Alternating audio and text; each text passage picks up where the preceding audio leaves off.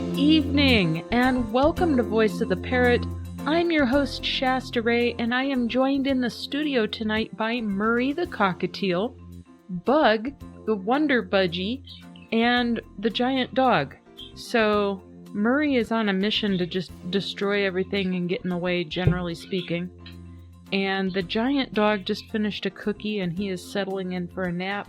And Bug is up on the top level of the play gym, preparing his vocals while I chat with you tonight. So I thought I would just bring him down.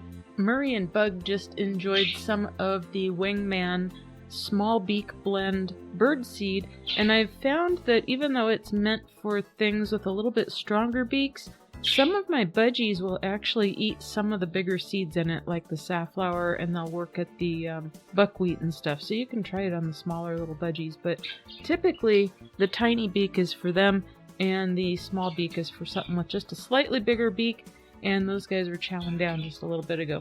Oh my gosh. And how has everybody been with their budgies in particular when it comes to veggies and greens and that sort of thing? For me, it is an ongoing challenge to get them to eat right. And what I'm starting to experiment with is just clipping greens and clipping thinly sliced veggies and things like that on their play stand where they can just nibble on it. I've almost completely given up on the idea of chop. They just don't. They will not go near it. They won't eat it. It doesn't matter how I prepare it. I've taken all the advices online, and it is just an uphill battle with them. So I thought, well, maybe if I figure out a different way that they'll play with it or something like that. So they're starting to chew on stuff if I just attach it to different areas of the play gym, and that's working. So you might want to try that if you're having problems with any of your birds out there. And sometimes it's a matter of finding what works and how to present it. So Murray was getting really difficult on me with the fresh greens and the veggies and that sort of thing. And I found out that for him, it's presentation. He has to have it clipped to a very specific perch where he likes to sit in his cage, and then he'll sit and munch on it and chew on it. And if I put it in a different area, he won't go near it. So sometimes it's a matter of just figuring out what works. And that might be location, it might be how it's prepared, how it's presented, what the vegetable is.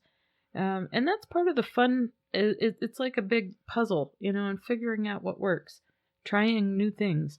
But that is not the topic I came here to talk about tonight. In fact, today is Thursday as I record this, and I want to apologize to all you guys.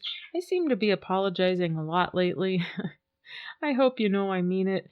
So last night I came down here and had the troops with me, and we started recording, and it just wasn't flowing well. So I stopped and I tried it again, and I think I did about 4 or 5 attempts, and it just was not coming out well. So I'm going to rewrite that episode. And tonight we're going to talk about something else that kind of got thrown on my plate recently that I think is worth just putting it in your heads, and it's, good food for thought. And it's something you should consider no matter who you are. It's a very important aspect of bird ownership, and it can affect different areas of your life for different reasons. So first and foremost, I'm kind of one of those independent types that lives in a bubble, I guess. I don't know how else to say it. I kind of march to the beat of my own drummer, and I really don't care what people think. I kind of do my own thing. I live my life. I have a good time. And I got my animals, and all is good. All is wonderful in my universe. But I don't always see what's out there in the world, especially if when it comes to pets, and we'll use birds for an example. I'm in different Facebook groups. I talk to people that have birds. And so when you're talking to like-minded people or those with a very similar opinion, then you're still not going to see other people's opinions, right? Because you're not out there looking for it, and it's maybe not being thrown at you. So what I'm talking about is I have had kind of a weird, almost rude awakening lately. Sometimes I think things happen for a reason, and one way that I structure ideas for the podcast is that sometimes it seems like a topic will just present itself to me over and over and over, and it just feels like there's something there. I'm supposed to talk about it. I'm supposed to present it. I'm supposed to tackle it in some way. So that's what tonight's topic is about. So I'm doing a total change of gears, total change of direction. Went through an entire evening of recording and not being happy with it and making this late. Oh my gosh. All this drama just to change the topic of what I was going to record. So tonight's topic are some storytelling efforts. I don't know where Bug just went. He's running around in the studio exploring, it sounds like. Anyway, we're going to do some storytelling efforts about stigma. So it's stories about stigma, bad, negative stigma. Oh my gosh, I did not know or realize that birds had such bad stigma attached to them. But it makes sense, and it's not fair, and it's not right. But I think we all need to be aware of this. And maybe as a community, we need to step it up a notch when it comes to our bird husbandry or our bird keeping skills and how we're doing it and how we approach it. So that's what we're going to talk about tonight, is some weird discoveries I've made when it comes to the general perceptions of birds. And some of this has just kind of landed in my lap kind of weirdly. I got to find Bug. What are you doing, Bug? Why are you sitting over there? Bug is silly. Okay. So, I've got a couple of stories. I've got a lifetime friend who lives in Florida, and she's got a ton of experience in different aspects of real estate. And we talk every now and then. We try to make time to chit-chat here and there for each other. And in a very recent conversation, we found ourselves talking about some stuff, and, I ask her what she's been up to lately, this, that, and the other thing. And she gets going on some of her current real estate adventures, which amount to an acquaintance she has in Florida trying to sell her house. And apparently this woman has a nice little piece of property, and it's been on the market. Now, as I understand it, the real estate market has been really bizarre lately. But at any rate, she has her house cleaned up. She has it in very good repair. It's neat, it's tidy, the property is amazing, plenty of space, privacy fence, lots of amenities into the house, and lots of very good points about the house. And there has been no lookers, there has been no showings, there's been like 2 or something, and just no interest in the listing. And the real estate agent is trying everything. So she ends up talking to this friend of mine and saying, gosh, you have experience in this. What is going on here? What is wrong with my house? How come nobody is even coming to look at it? And so my friend takes a look at the listing and had to be just very brutally honest. But even though everything was very neat, very tidy, very well kept, it was very apparent in the pictures, there were a couple of parakeet or budgie cages in one of the rooms. And even though they seemed to be very well maintained and in good condition and clean and orderly, everything you would hope for, there's been no showings on this house.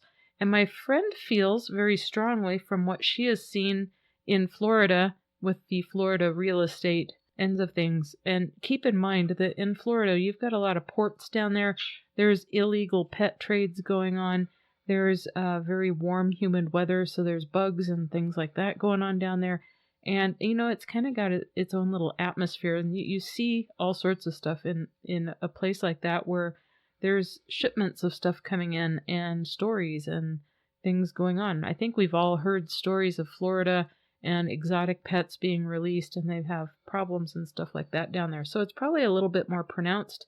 At any rate, all my friend could figure out is that in the listing there were these pictures of parakeets in one of the rooms. So they had to reshoot some of the photos, and then just, change up some of the photos, remove the ones with the birds, and replace them with, photos where they moved the cages out of the room for a little bit while they took pictures. And I don't know if it's helping yet or not. I sure hope so. But apparently, it's a huge no-no. Don't let a picture of your bird be in your real estate listing, because there is that bad of opinions of people that keep birds due to uncleanliness, filth, disease, bird flu. And a lot of people, if they're not a bird person, they hear things like bird flu in the news and they just apply it to birds, generally speaking. And of course, we've all heard stories of how easily disease can carry amongst different birds. And there are diseases that you can get. There is bird flu and stuff. And where I live, when you buy a bird, you have to sign disclaimers acknowledging this and not leaving the seller responsible if you get sick. So it's a very real thing. But unfortunately for us, it's going to reflect badly on us in some cases, even if you're doing everything right. So in light of that story, I was talking to a friend of mine that lives where I live, and we were just chit-chatting, and I was like, oh my gosh, I talked to this friend of mine the other day, and I repeated the whole story to her. And she's like, well, I understand why people might think that, even though they were little birds like you keep. She went on to tell me a story about years ago. She had some friends that invited her over for dinner or something one evening, and she goes over there, and when she gets there, it's an apartment, first off, and in the apartment, they have two very, very large birds, and I'm talking like cockatoo, macaw, that sort of thing, the large birds. And first off, I don't know how they would have got a lease with those birds unless they snuck them in or something. Part two is they didn't have any big branches or those play stands or anything like that for the birds. They let the birds just hang out on their furniture and never cleaned up after them, never draped the furniture with anything. And over time, if you're not cleaning up, it's everywhere. So my friend didn't know where to sit because all of the furniture was covered, and I mean covered, in a layer of bird poo. It was on lamps, it was on chairs, it was on their sofa, it was on the floor, it was everywhere. And if you've got that much of it dried in your house on furniture and stuff, you know it's in the air. You know that the dander's in the air and all sorts of stuff. That is not healthy for anyone. So anyway, long story short, she's describing this scenario to me. And needless to say, she never went back to that person's house because it was just that gross. She didn't know where to sit. She didn't want to sit anywhere. She didn't want to be rude. But these people had let these gigantic birds just poo everywhere for however long they had had the birds. So, oh my goodness. Now, if that's going on, here again, birds put out dust. The best of them, even if they don't have high amounts of dust, they still put out dust. That's just the nature of feathers. Oh my goodness, Marie, what are you doing?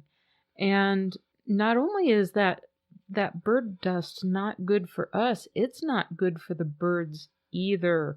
So if you've got a bird allergy or a feather allergy, anything like that, it's very it can trigger a reaction. It can trigger an attack very easily and very quickly in an atmosphere like that.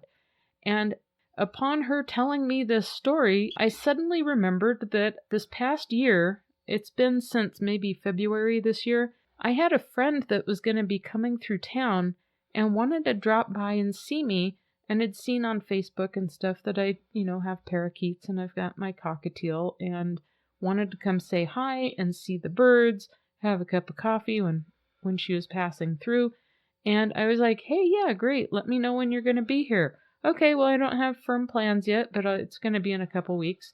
I'll let you know. And I never heard back. And I thought, well, that's unusual. So I ended up texting her one day, and she felt really bad, but at least the truth came out. And between the time she texted me and was passing through, she had told a relative about possibly stopping to say hey, and that I have birds. And that relative proceeded to convince her that if she stepped foot in my house because I have birds, that she was going to get pneumonia, she was going to get sick, she was going to have problems, that the house is filthy, and birds carry disease, here again, etc., etc. And this is a person who's never met me. She's never seen a picture of me. She's never stepped foot in my house. Nothing. So, word travels fast when it's bad news. You know what I mean? And it doesn't have to be true news. It just needs to be bad news. So be careful out there. And what I'm proposing with this episode is that we all take a look at how we're keeping our houses, how we're keeping our birds, and do a little self-evaluation. Are you vacuuming every day? Is there food laying out from the birds dropping it on the floor and you let it go too long? Are you into bad habits or lazy habits because life is getting the best of you? That sort of thing. It's very easy to get comfortable with slacking off on our chores and our duties, but it's imperative that we take very good care of our birds. We want them to be healthy, first off. We don't want them to be ill or sick or develop any diseases or any infections or problems because of uncleanliness. And next, we don't want to affect our own health. So make sure that you have an appropriate sized air filtration system in the area of your house, particularly where your birds reside, because they all put off some kind of dander, even if it's not much. And your body can get sensitive to that over time if you're not taking care of it. I bought a vacuum. It's one of the Shark pet vacuums. And that vacuum is amazing. Oh my gosh. You would not believe how much dust one little cockatiel and 6 little budgies can put out. They can put out a lot of dust, and they can put a lot of food on the floor in a matter of 8 hours.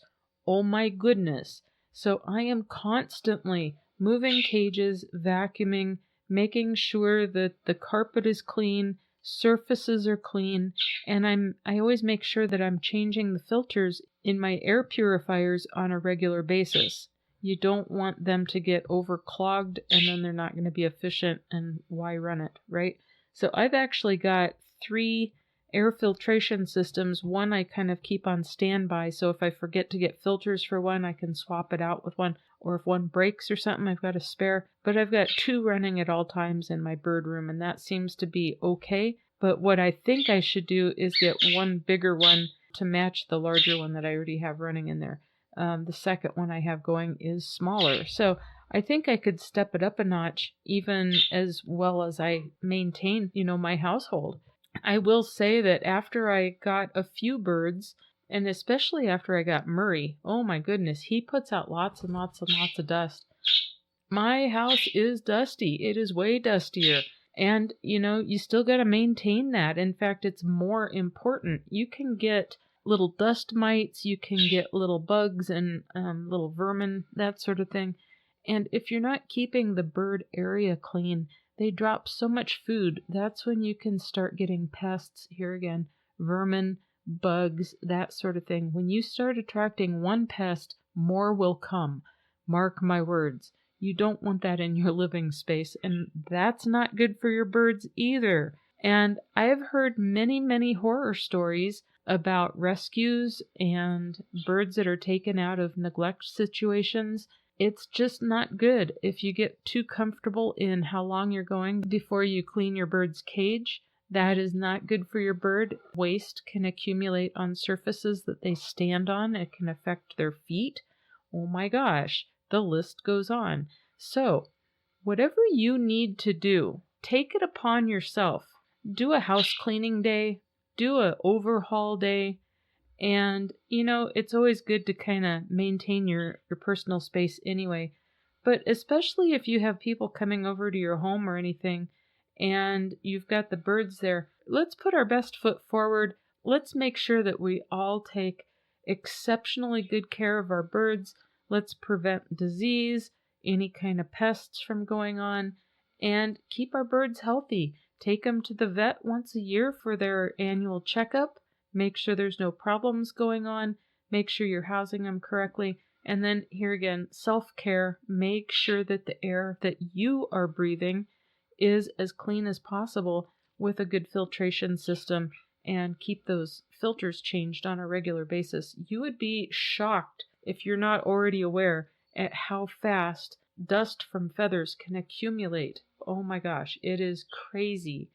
So the other advice I want to give is if you're in a position where you're going to sell your home, so make sure that your birds are not visible in the pictures that are posted, because it could be a big turnoff factor when it comes to selling a house, just based on what this friend of mine was seeing with her acquaintance. So be careful of that.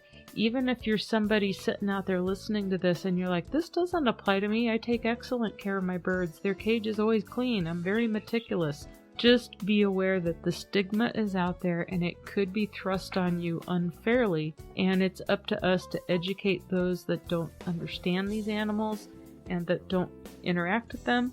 And then here again, make sure that you're a shining example out there. There's nothing to lose and everything to gain from it. So put your birds first, make sure they've got a clean cage, clean perches, clean dishes, and that, their whole environment is clean.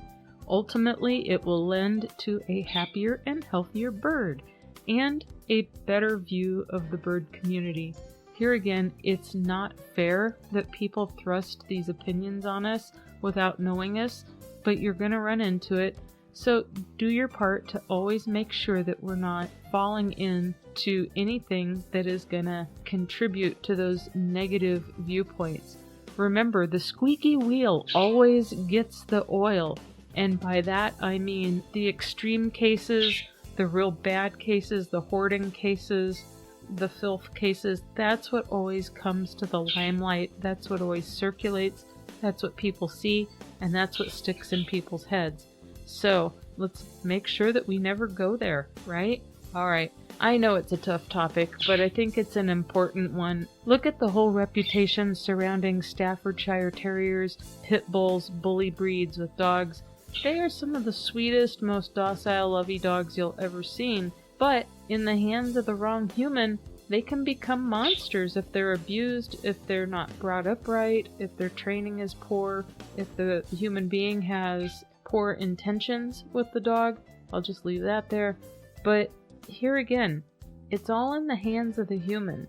So it has taken years and years and years, and it's still very slow going for dogs like Pit Bulls and all the bully breeds out there. They still have a horrible reputation. So when it comes to animals and bad reputations and the public opinion, you're going to run into it, and then reversing it is incredibly hard to do. Just remember that. Don't take it personal. It's just out there. All right. That's all I got for you today, and we will be back next week with something fun, and we'll catch you next time. Have a great one, everyone. Bye-bye.